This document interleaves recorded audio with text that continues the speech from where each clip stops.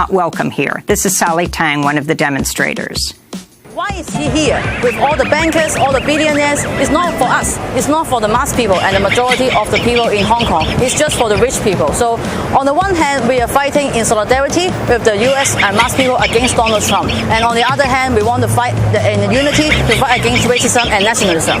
In Saudi Arabia, human rights groups... Remember. Why is he here? Why is he here?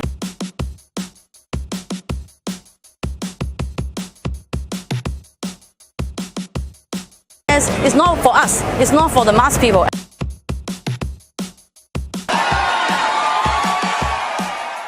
America does not think it's a racist country. People don't. You saw in Houston. This is the greatest country in man's history of how we pull together. People don't think they're racist. And she's sitting up there with identity politics at this time when the elites in this country have had an economic hate crime. You want to talk about hate crimes? Economic hate crime on the working class people in this country. That's a hate crime. How the industrial base in this country has been eviscerated in the elites, the ascended economy of Silicon Valley, Wall Street, Hollywood, and Washington, D.C., and she's got the gall to sit up there and talk about that. That's exact. Her whole defeat was summarized in that first day she came back. Remember.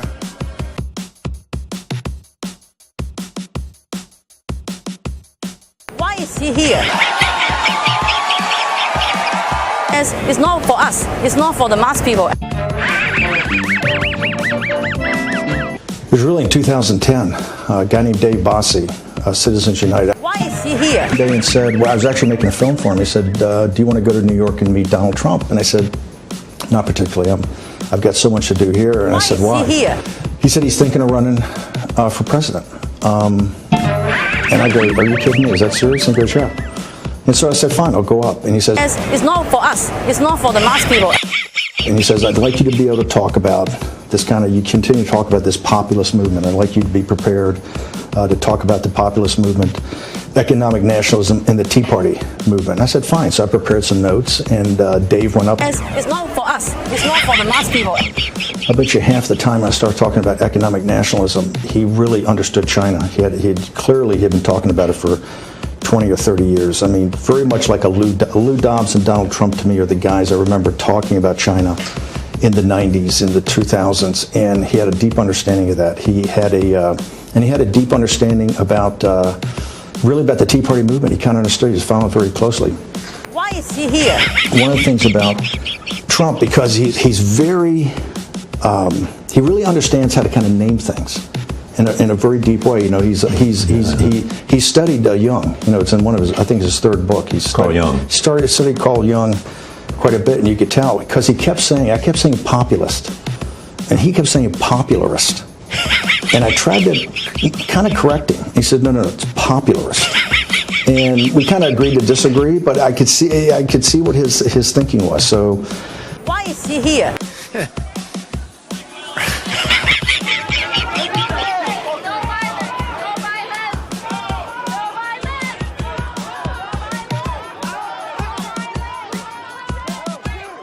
The economic nationalism, by the way, is the one unifying element, because you know what?